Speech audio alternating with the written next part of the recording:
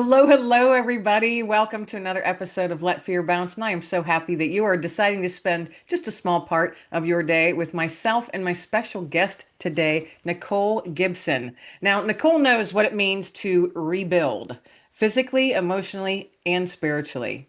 As a brain injury survivor after a near fatal car accident, she's also an engineer and a faith based advocate. She shares powerful insights on healing, resilience, and finding strength in surrender.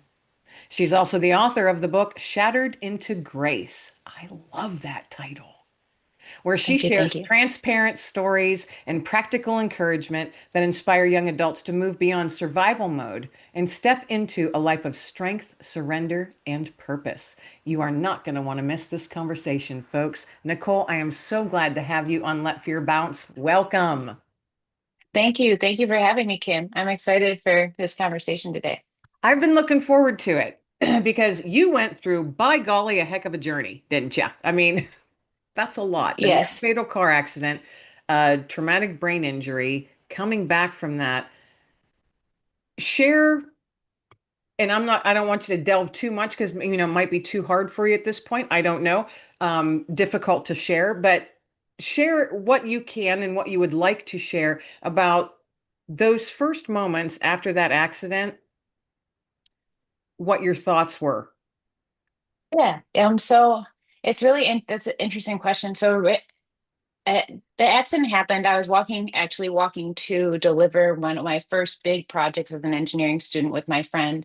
And we were waiting on the corner and we were actually hit from behind by the car.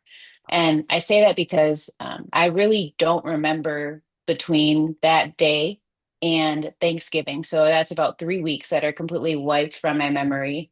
And then even waking up, when I do remember waking up on my grandma's couch at Thanksgiving, it was really just a lot of pain and just confusion as to how I even got there. So really, for 2 months, it was just getting my body and my brain back to a point where I could even just finish out the semester that I had to finish out.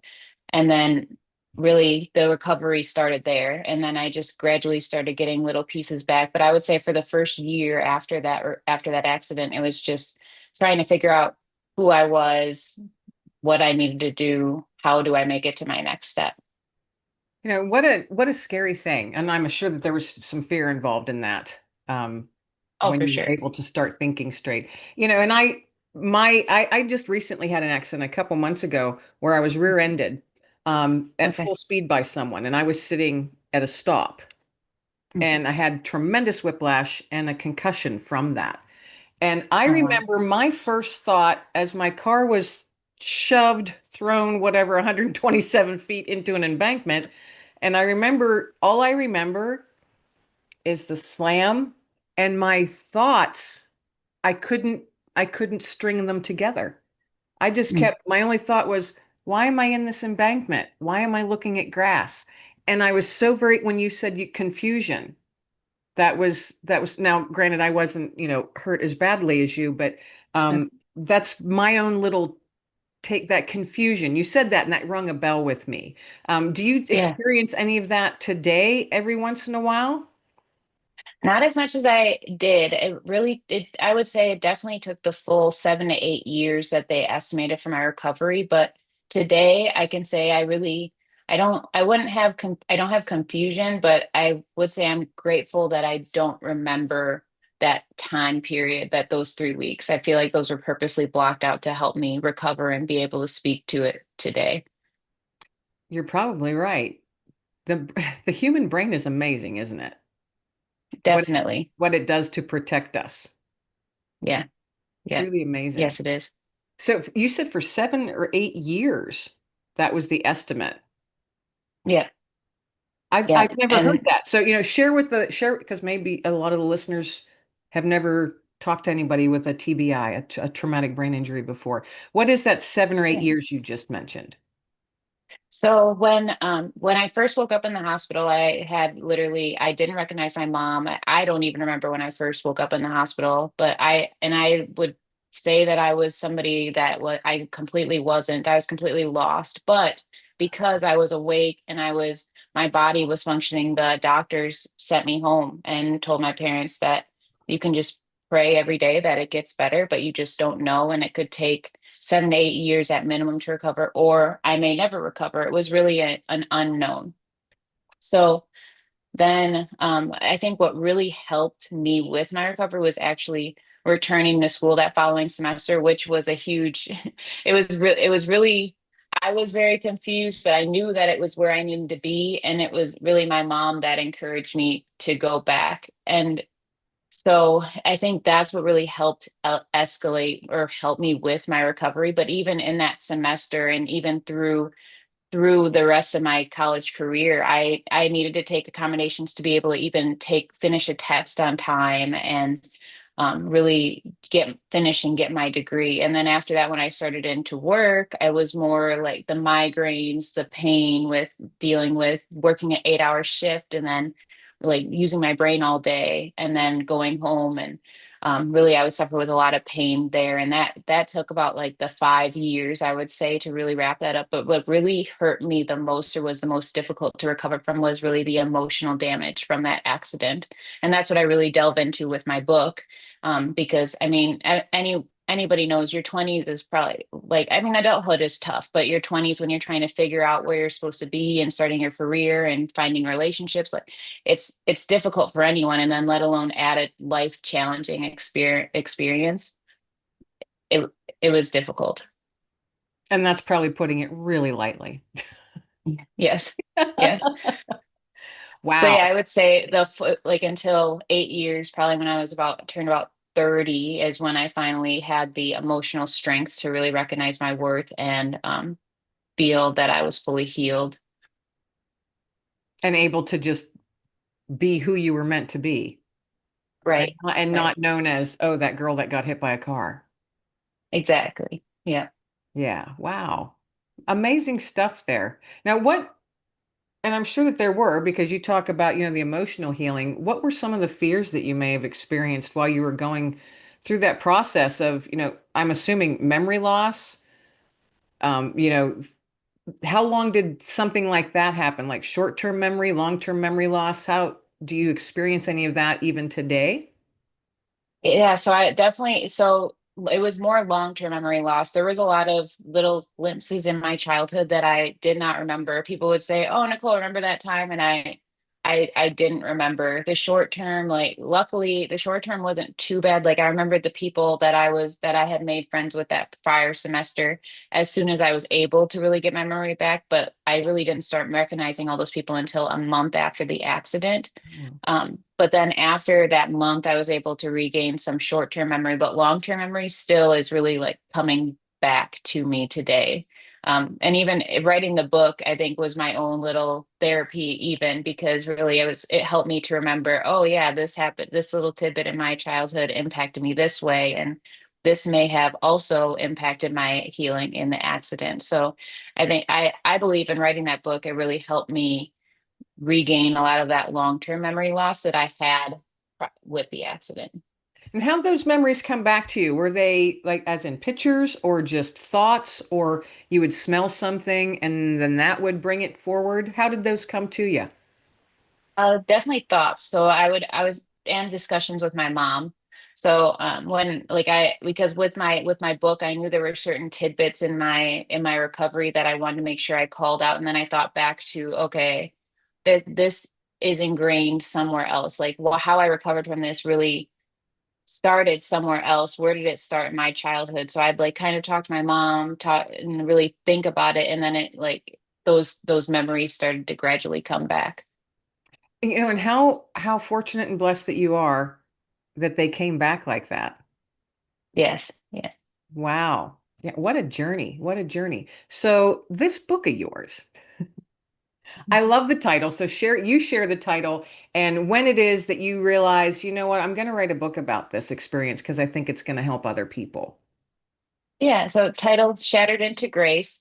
I really picked that title because the accident resulted in seven injury or fractures to my skull. So shattered and then into grace is through my recovery. I really found that I was able to fully recover when I started building my relationship with God.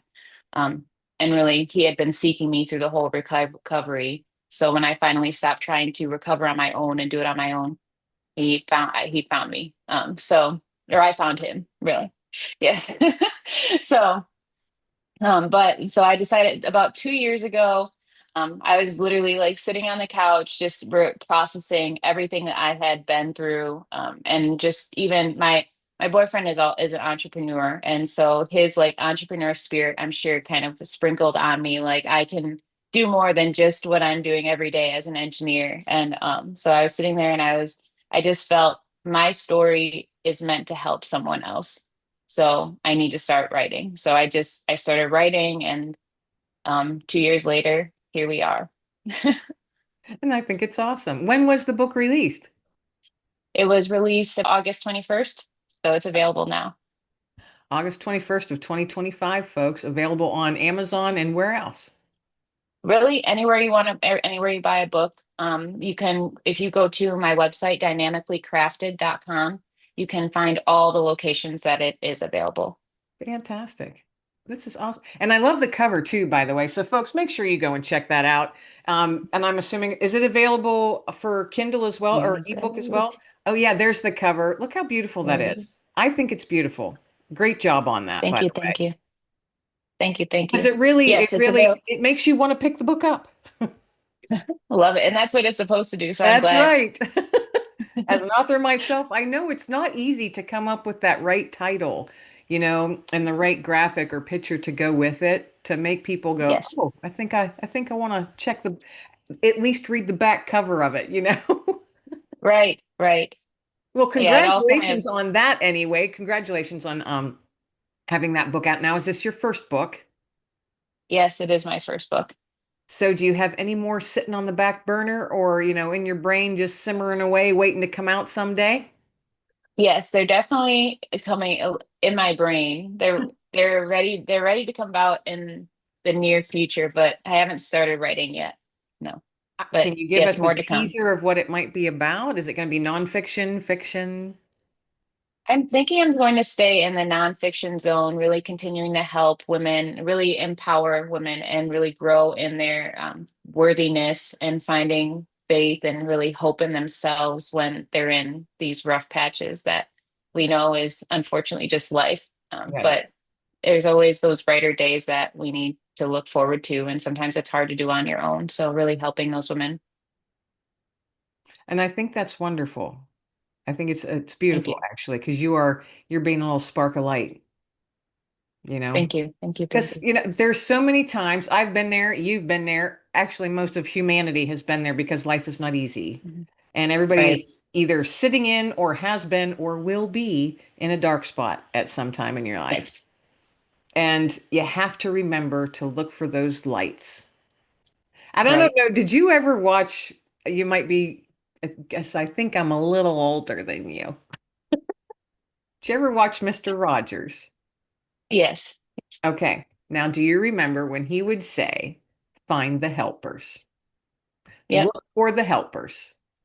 In Right. times of trouble, look for the helpers.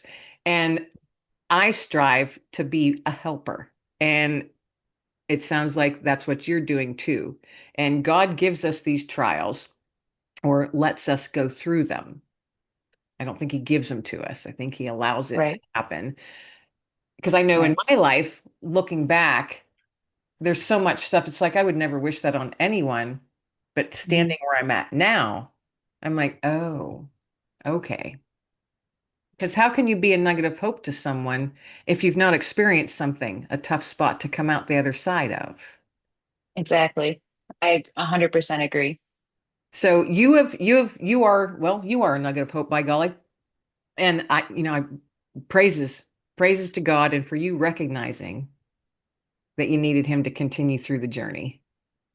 Thank you. Thank you. Yes, for sure. Yeah, I'm grateful. And I think and that's what I've even trying to show I have a blog also on dynamicallycrafted.com, and really just helping other women see like that the relationship with God is like a continuous journey. And yes, after the accident, I really had a lot of anger, I would say, towards him. And Mm. um I think growing out of that anger, not only like really improved my relationship with him. But you have to also acknowledge when you do have that anger and acknowledge that it's okay. Like, is it God wants us to have that normal relationship with him, but growing out of it is what's most important. Indeed. And I'm glad you brought up the anger because it's natural to be angry. Yeah, You can be angry yeah, with people and your earthly parents. Why can't you be angry with Father God? You know, exactly. I've Yeah, been, and boy, I've had some conversations, you know. yeah, And then I always feel convicted later on. I'll be like, I'm so sorry I spoke that way. yeah, right. But you know me, so you made me. You know how my brain works, you know. So Mhm. yeah. Quick question here, I guess. Do you have a favorite scripture or one that you turn to often? Ooh, I would say I do have it in the front of my book, and because there's some here, I have it is. I don't. I It is, for I know the plans I have for you, declares the Lord, plans to prosper you and not to harm you, plans to give you hope and a future. Jeremiah 29:11. That's beautiful. I love that verse too. I love that verse too. Yes. Yeah. How cool. And you put it in your book at the Yep. beginning. At the Right in the front. beginning. Yes. Perfect. Perfect. So outside of the books, you've got your website. You said you've got a blog. You're an engineer. What kind of engineer, by the way? Right now, I am a project manager, so I've really helped build warehouses and build automation within warehouses. I graduated the biomechanical engineering degree, but I've never worked in biomed. But that's the fun of engineering, I guess. Well, engineering period is just so far outside of my ballywick. You know, I hear engineering and my brain just goes, "Oh, too much, too much." Oh no, I just glorified problem solving. It's Well, back in the day, I worked in manufacturing, and so I had to work with engineers all day, every day. Mm, And we would yes. laugh and say, engineers are a different breed of people because they think so different. Because I was in sales and marketing, so I had to think Okay. creatively constantly. And they were thinking, at least the ones I worked with, black and white. And I'd be like, come out of your Yes. tunnel. There's colors out here. But we need engineers. I mean, they were brilliant. They were brilliant. And I learned so much from them. So much. Yeah. Yeah. So Awesome. I'm in awe. I'm in awe of folks that are engineers and things like that that are, technical minded and mechanical minded. I'm in awe of that because my brain just doesn't go that way. So thank you for doing all that you do too. No problem, no problem. It's funny because yeah, my boyfriend is in business and he always says I over engineer everything. So it's great to be appreciated every once in a while. No, I do. I do because my brain just doesn't work that way. It just doesn't, it's not how I was made. Now my daughter on the other hand, very technical minded and can look at something and see how you take it apart. I'd be Okay. like, that's just way too much. I'll I have to have somebody come in and fix it for me. I can't, you know. That's fair. So We need all the different brains and mindsets. So it's good. It's good. that is right. We're all spokes in a wheel, aren't we? Yep. Got to keep this country rolling, like Alabama sings. All spokes in a wheel. I'm gonna start humming and Right. singing pretty soon here. The 40-hour week. You know that song by Alabama? Have you heard it? No, I Oh, haven't, but I'll have to see, listen to it. you are gonna have to go listen to it now because it talks about Okay. everybody doing their job and keeping this country rolling. Okay. Yeah, Okay. again, I just aged myself. Go look that up on YouTube, everybody. The band is a country band called Alabama, and the song is 40-hour week. Check it out. See how Cool, my cool, brain cool. works? Just No, that's goes, good. just goes everywhere. So, okay, I'm swinging back to my question about the books. You said you're going to stick in the nonfiction realm and you have a Mhm. couple of ideas. Are you staying along the same reign of what this first book was, or are you going into a completely different area? Yeah, I think, well, the next book that I have in mind is really kind of in the same realm, and it's really keeping that faith, keeping that spirit, even with the emotion, the roller coaster that we have called life, right? The ups and downs, and realizing that even though there's still those bright spots, even when you commit to following the Lord and like you're still going to have rough days, and that's okay. And kind of walking and helping people through that, also just continuing to help grow. So yes, kind of the same aspect. I do want to eventually work in some STEM support into whatever is next, because engineering is always going to be close to my heart. So yes, same realm. Now, I think that's awesome, pulling STEM into. Share with the listeners what STEM is. Science, technology, engineering, math. And we So want the any young like folks to go, we want the young folks to actually learn those and want to get those kind of jobs, please.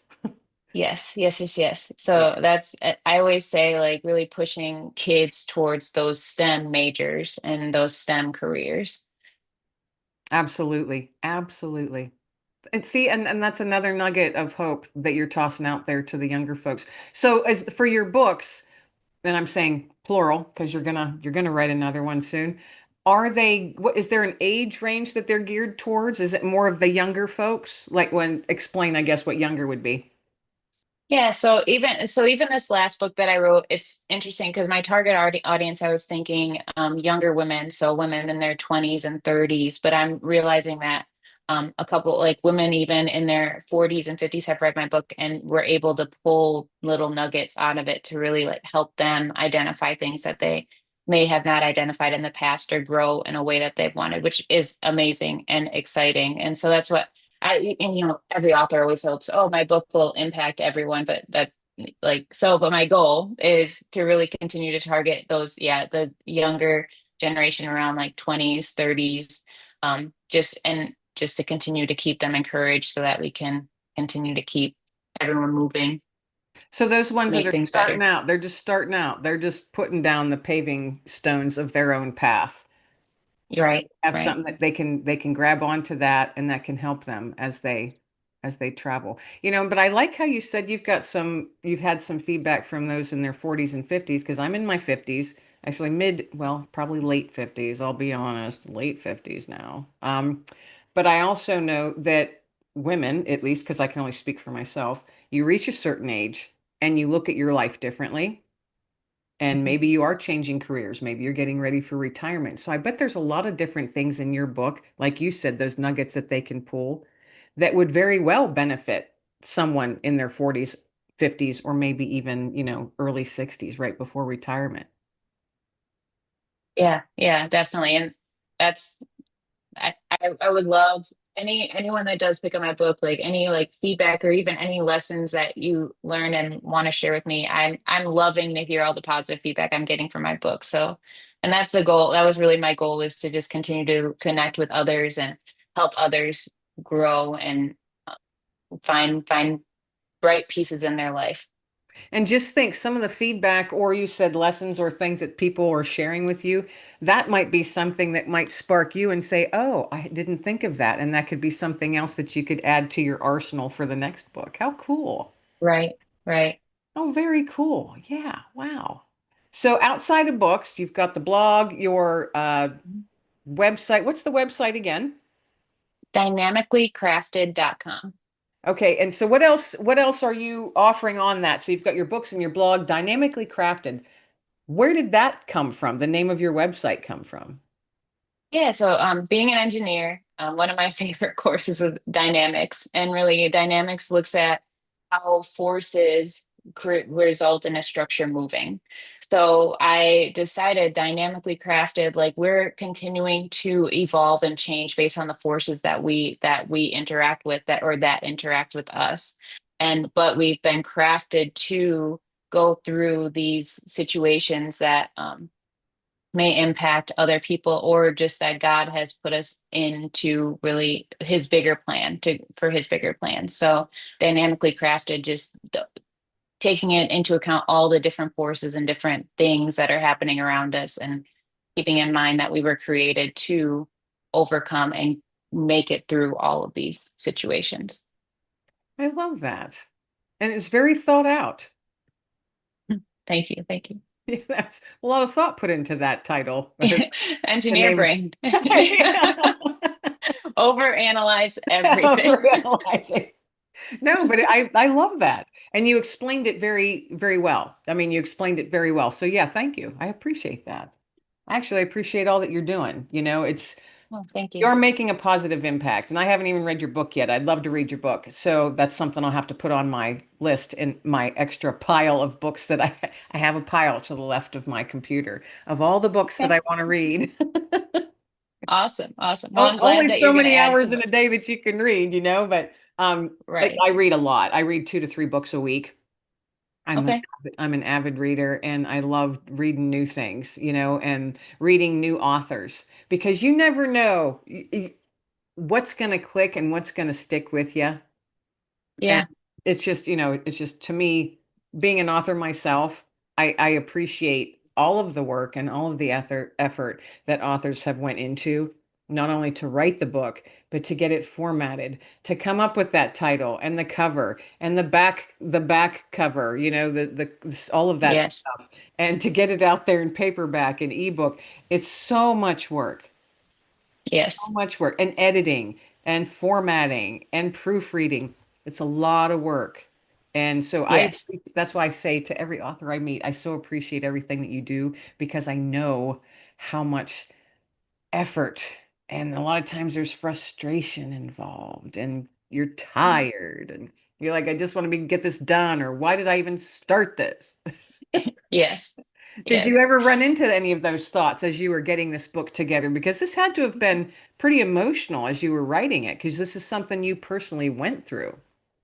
Yeah, it definitely was. There were a lot of chapters that were very tough, and more, it was tough because it was not only realizing or remembering going through what I went through, but then also like, why did I allow myself to do that? Like, because that's also part of the recovery, the emotional part that I mentioned earlier is unfortunately trying to heal on my own. I found myself in a lot of places that I didn't need to be, and putting that on paper was really emotionally draining and kind of almost to a point like, do I really want to share this with the world? But then I remembered that the reason for this is because I'm going to help someone else going through something very similar.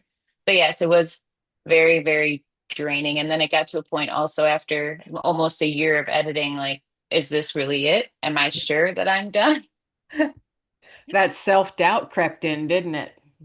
Yes, yes. Yeah, that's a bugger. I'm like, nope, Hmm. flick it off. I call that the D man doing his thing. I'm like, oh, D Yeah, man, you're not welcome here today, and I flick him off my shoulder. love it. Yeah, Yeah, yeah. self-doubt, that's a bugger, isn't it? Yeah, it's the worst. It is. That and I can't remember what exact, but that feeling when you like are not like questioning, are you the right person for this? Or like, am I even the right person to say or share this information? I forget, there's a term for it, but I can't think of it right now. Yeah, But that's I know what also, you're talking about. Yeah.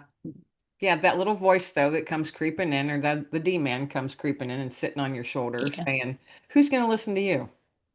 right, Why should they?" right. Yeah, So you got hurt in a car accident. Lots of people have. Why should anybody listen to you?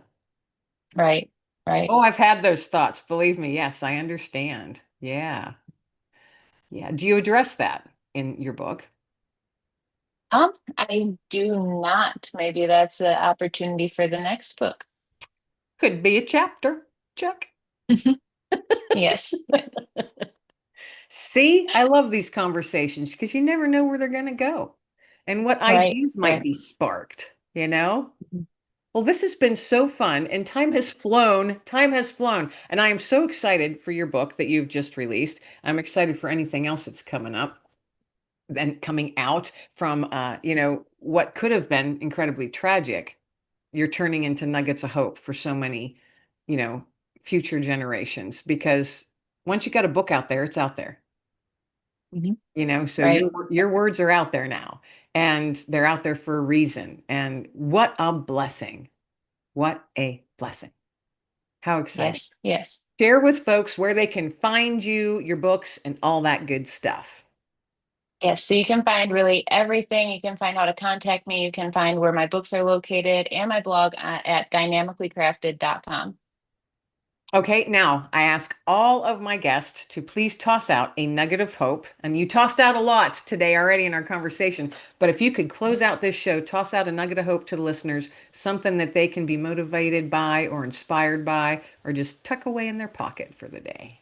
Yeah, so I think the one thing I always say is just to remember, even in your darkest, deepest valley, that you are worthy. And I think really identifying and knowing your worthiness helps to get past all of those really feelings of doubt, like we talked about before, or even letting other people make you feel like you are or you aren't capable or able to do what you feel is next. If you believe your worthiness, you can accomplish anything. What a great nugget and what a great point when you mentioned even if other people are trying to influence how you think, and they might not be doing it on purpose, Right. you Right. know, but yeah, know your worth because we're created as a masterpiece in God's eyes. Right. And if you think about that, it's to me, I'm in awe of that. Mhm. It's like, oh my goodness, Yes. he looks at us as a masterpiece, me and all my mess. Yes. Yep. No? How awesome. What a Yeah. great nugget. What a great conversation. What a great person you are. This is Thank you. so- Thank you. I have loved having you on Let Fear Bounce. Thank you so much, Nicole, for being my guest today. Yes. Thank you for having me. This was a great conversation. You have another book coming out. Make sure you keep in touch so we can get you back on when you get that ready. Definitely. All right, wonderful. And everybody out there, thank you so much for spending a part of your time with myself and my special guest today, Nicole. What a great conversation. Tune in each Wednesday, folks. New episodes are uploaded on YouTube and Spotify and all your favorite listening platforms. My name is Kim Langling. I am the host of Let Fear Bounce. Everybody be well, stay well, and above all, be blessed. Kindness. It's simple, powerful, and free. Yet, it holds the extraordinary ability to change someone's day or even their life. Order your copy of Nuggets of Hope, Cultivate Kindness on Amazon. Thanks for tuning in to another episode of Let Fear Bounce. New episodes drop each week, folks, on YouTube and Spotify and most listening platforms. So don't forget to like, subscribe, and do all the things.